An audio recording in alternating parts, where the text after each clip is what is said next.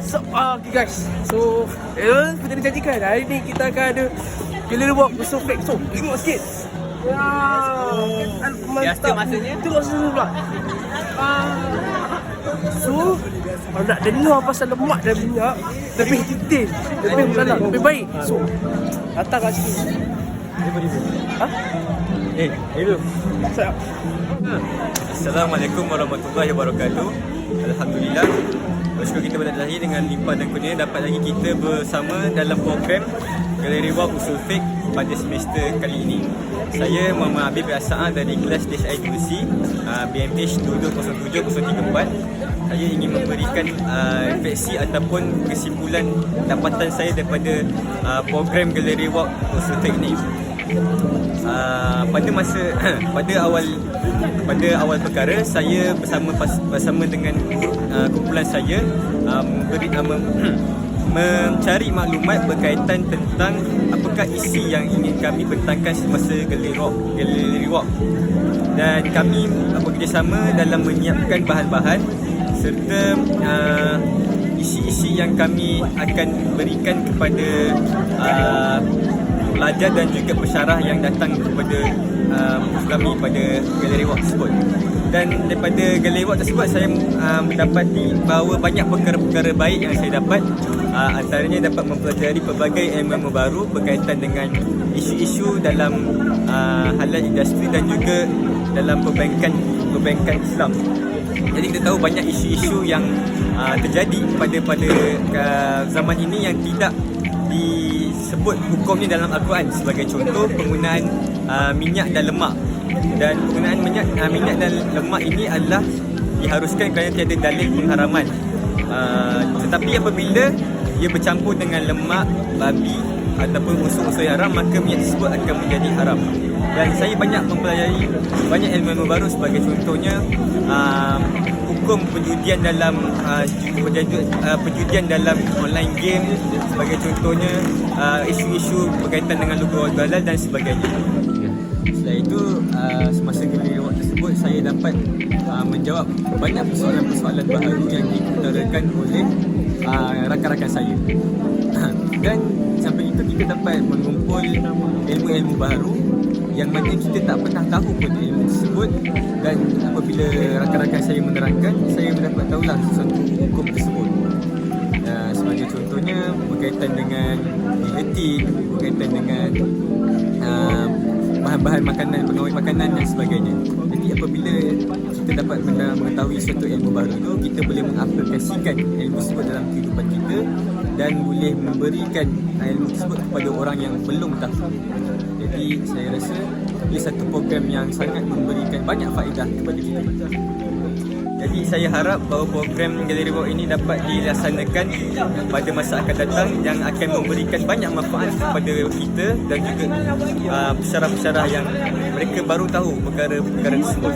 Jadi saya rasa setakat ini saja hasil dapatan saya pada hari ini. Saya sudahi dengan lapan yang mula. Wabillahi taufiq wal hidayah. Assalamualaikum warahmatullahi wabarakatuh.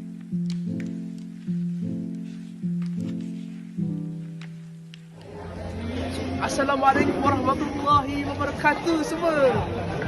Nama saya Adi Abdul Halim. Saya daripada kelas DSI2C. So, alhamdulillah pada hari yang penuh barakah ini, saya akan membuat video refleksi mengenai Gallery Walk Usul Fake kita. So, alhamdulillah sepanjang langsungnya Gallery Walk ini, saya mendapat input dan output yang baik.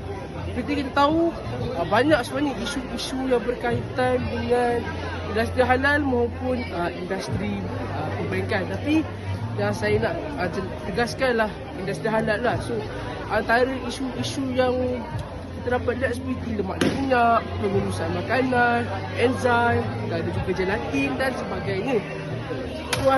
So daripada itu juga saya mendapati terdapat banyak sumber hukum yang tidak seperti digunakan bagi membolehkan kita menggunakan barang-barang lain lah. Antaranya adalah seperti masalah musalah. Masalah musalah ini adalah perkara yang bawa kebaikan tapi yang tidak dijelaskan oleh syarak.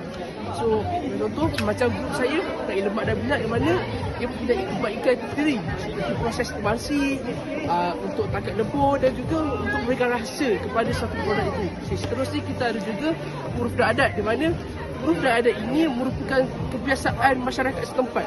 Tidak kira lah daripada segi percakapan ataupun perbuatan. Sebagai contoh, seperti untuk kami juga, kita dapat lihat penggunaan minyak yang digunakan menyeluruh oleh semua negara dan termasuklah juga negara kita iaitu Malaysia. Seterusnya kita juga ada istishab, mana istishab ini dia menggunakan prinsip asas pada satu perkara itu adalah harus selagi mana tiada dalil yang mengharamkan perkara tersebut. Seperti contoh macam grup saya juga, lemak dan minyak, ia adalah harus digunakan kerana tidak ada dalil yang mengharamkan penggunaan minyak dan lemak. Tetapi sekiranya minyak dan lemak itu merupakan minyak dan lemak babi, maka kita nak berikan. Ini berdasarkan firman Allah Subhanahu Wa Taala. Mau maksud setelah diharamkan kamu arak, bangkai, darah dan daging babi dan sebagainya. So pada itu juga kita ada istisan, iaitu mana kita berpaling daripada satu dalil kepada dalil yang kuat. Dan kita juga ada syarul umat qablana, di mana syariat yang dipakai oleh umat-umat zaman dahulu. So apa yang saya belajar juga daripada sini adalah sebenarnya banyak je isu-isu yang berlaku yang sebenarnya kita kadang tak perasan, tapi benda tu sebenarnya kita kena titik beratkan sebab benda itulah yang menentukan halal atau haram. Maksudnya kita mestilah nak halal dan thayyiban. Kita nak mengikut apa yang diperintahkan oleh Allah dan Rasulnya. So itu sahaja daripada saya. Sekian, terima kasih. Assalamualaikum warahmatullahi wabarakatuh. Nama saya Muhammad Ashraf bin Hardin dari kelas DHI2C.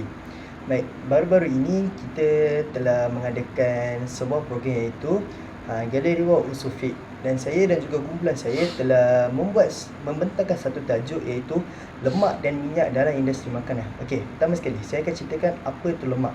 Okey, lemak dia ada dua jenis. Iaitu yang pertama, lemak subkutan, subkutan dengan juga lemak visceral. Okey, lemak subkutan merupakan lemak yang berada di bawah lapisan kulit, dan 90% dari lemak dalam tubuh mengekalkan suhu yang bersesuaian dalam badan kita. So apa kita tahu dalam badan kita ni kita kena ada lemak dalam badan kita supaya kita dapat mengekalkan suhu badan kita. Kalau tak ada lemak, tak apa nanti badan kita akan senang sejuk dan cepat sejuk, sebab lemak tu dia akan memanaskan badan dan mengawal suhu di dalam badan. Okey, yang kedua, lemak visceral. Lemak visceral ni pula lemak yang mengelilingi organ tubuh badan, dan dia bahaya kalau terlalu banyak, dan juga dia terdapat pada rongga perut dan vital seperti pankreas dan juga hati. Okay, lemak visceral ni pula dia lemak yang kalau contoh kita ambil berlebihan, dia akan merosakkan tubuh badan kita. Kalau contoh macam kita dalam pemakanan kita ambil macam makanan yang goreng ke apa, ada banyak lemak dalam tu. Contoh macam ayam, ada lemak ayam seperti tu. So jika kita ambil berlebihan, so benda tu akan merosakkan tubuh badan kita dan jadikan kita gemuk. Lepas tu merosakkan rongga dalam badan kita. Okey, seterusnya fungsi lemak dia digunakan dalam pelbagai industri seperti makanan dan juga kosmetik, dan menghangatkan tubuh badan dan juga melindungi organ tubuh badan. Okey, seterusnya keburukan lemak. Lemak ni banyak, ada kebaikan dan juga keburukan. Okay. Kalau keburukan pula, dia akan meningkatkan risiko penyakit jantung, obesiti dan juga menyebabkan kanser. So kalau contoh kita ambil lemak yang berlebihan, dia akan menyebabkan kita terkena obesiti. Okey, seterusnya saya cerita tentang minyak. Okey, minyak ni pula terhasil daripada sebahagian hidrokarbon dari sumber tumbuhan dan juga haiwan. Minyak juga ada dua jenis, iaitu daripada haiwan dan juga tumbuhan. Okey, contoh makanan yang ada dalam minyak adalah mengandung minyak adalah minyak zaitun, minyak bijan dan juga minyak bunga matahari. Okey, kebaikan dalam minyak pula, okey, dia mengandungi vitamin E yang mengandungi antioksidan. So kebanyakan kita orang Malaysia kalau kita nak masak ke apa, kita akan menggunakan banyak minyak untuk pemasakan kita, kerana benda tu merupakan keperluan harian kita sebagai orang Melayu. Kalau kita nak masak Contoh macam masak ayam goreng, ikan goreng macam tu. Okey, kalau keburukan minyak pula, penggunaan minyak yang secara berulang kali akan berlaku radikal bebas. So kalau contoh macam kita masak ayam goreng, okey, kita dah angkat, lepas tu kita sambung pergi guna minyak yang sama untuk goreng ikan pula. So jadi benda tu dia tak elok untuk badan kita dan dia akan menyebabkan radikal bebas. Okey, akhir sekali saya nak ceritakan tentang kebaikan gallery walk untuk kami pelajar SEM2 dan juga semua pelajar. Okay. Semasa gallery walk, saya dapat memupuk sifat kerjasama dengan rakan-rakan saya. Walaupun banyak bahan yang kami kurang, tapi dalam masa sama kami dapat memupuk sifat kerjasama dengan saling memberi bahagian kerja masing-masing, membentang kepadanya, dan dalam masa sama saya dapat merefresh balik apa yang saya telah belajar semasa awal SEM itu, awal SEM dahulu. Dan untuk pelajar sesatu juga, mereka boleh ambil iktibar kerana masa SEM 2 nanti mereka akan gunakan juga topik ini untuk pembentangan untuk gallery walk diorang, dan mereka boleh mendapatkan pendedahan yang awal untuk melakukan gallery walk tersebut. Dan itu sahaja daripada saya. Assalamualaikum warahmatullahi wabarakatuh. Assalamualaikum, hai, nama saya Muhammad Ihsan bin Musli dari DHI 2C, nombor ID BMH2207033. Jadi hari ini saya akan ulaskan tentang gallery walk ISL yang baru saja dilakukan pada minggu lepas. Jadi kebaikan yang saya dapati adalah saya dapat mengetahui banyak perkara dan ilmu dan manfaat tentang Islam. Contohnya, saya mendapat tahu bahawa apa kaitan masalah musalah dengan lemak dan minyak, iaitu uruf adat berkaitan lemak dan minyak dan istishab berkaitan lemak dan minyak. Selain itu, saya juga mendapat tahu bahawa bisnes yang sedang viral di media sosial sekarang, iaitu bisnes cedok-cedok barang, iaitu orang bayar sejumlah wang dan penjual akan menciduk dan akan menjadi nasi kepada pembeli berapa banyak barang yang dicedok itu, dan ia akan menjadi milik mereka. Dan itu seperti yang saya ketahui, ia adalah haram di sisi Islam. Jadi dinasihatkan kepada sesiapa penjual yang melakukan bisnes itu diminta untuk menghentikan bisnes mereka kerana ia adalah haram, seperti yang saya fahamilah. Selepas itu, keburukan yang saya dapati ialah kebanyakan pun dia terlalu dekat antara satu sama lain. Jadi ketika sedang menyampaikan kepada pengunjung yang datang ke kebun kita, ia akan dengar juga suara-suara orang yang sedang menyampaikan di lain. So dia seperti dua suara dalam satu masa. Jadi susah untuk seseorang itu memahamkan apa yang sedang kita terangkan kepada mereka. Selain itu, terdapat booth yang jarang didatangi oleh orang kerana perkasa mereka yang agak tersorok. Jika selain contohnya seperti orang akan pergi ke booth yang di hadapan pintu masuk, jadi booth yang di belakang-belakang itu akan kurang dikunjungi oleh orang, so menyebabkan keadaan agak hambar di situ ya. Jadi penambahbaikan yang boleh saya isukan ialah adakan sedikit jarak yang bersesuaian dan terbut ke satu booth lain supaya tiada pencanggahan maklumat di situ ya. Maksudnya kalau booth lain sedang berbicara, orang di booth sebelah tidak akan dengar dengan jelas suara mereka. Seterusnya, pihak penganjur boleh menyusun semula pelan kedudukan semua peserta booth untuk memastikan semua pengunjung dapat hadir ke booth masing-masing supaya keadaan dapat menjadi lebih meriah dan tidak akan berlaku sebarang masalah di situ. Okey, baik. Itu sahaja daripada saya. Assalamualaikum warahmatullahi wabarakatuh. Bye.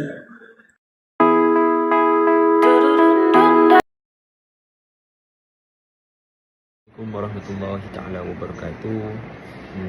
Nama saya Amirul Hafiq bin Azman dan saya berasal daripada Melaka.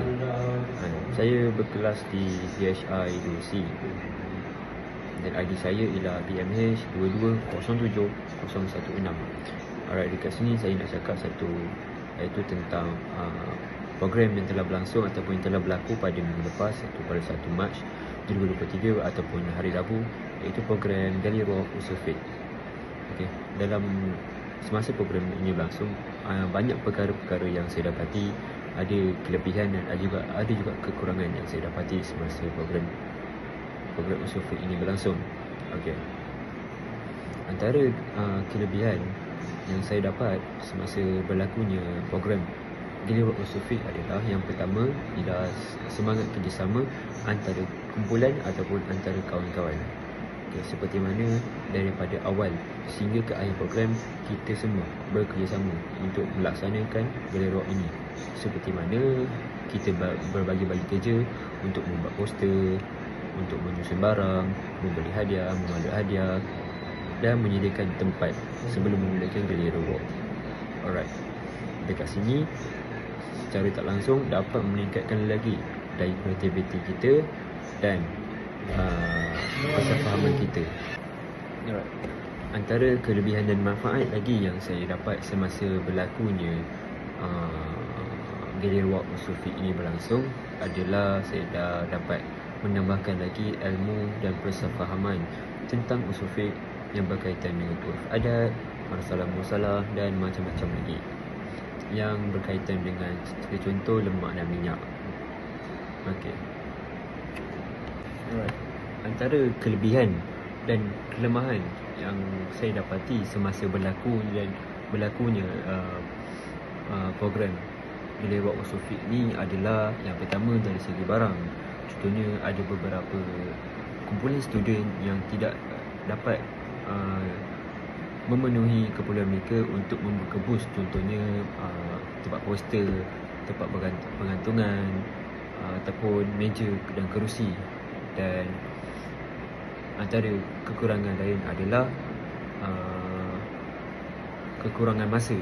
Itu ramai di antara kami, iaitu pelajar, yang tidak dapat menerang sepenuhnya kerana masa yang amat singkat.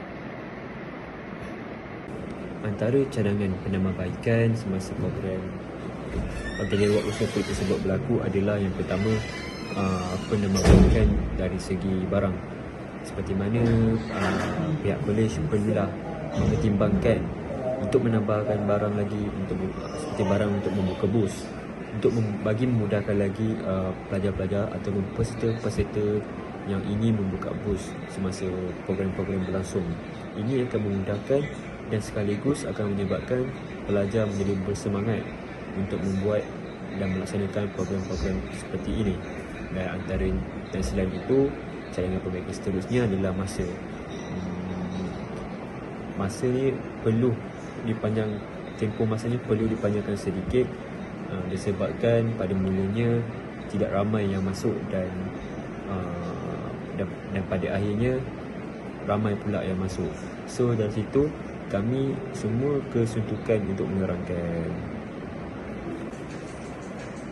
Okey, seterusnya saya akan menunjukkan gambar aktiviti kumpulan saya semasa kami menjadi peserta di Gallery Walk Usufit ini. Let's jom.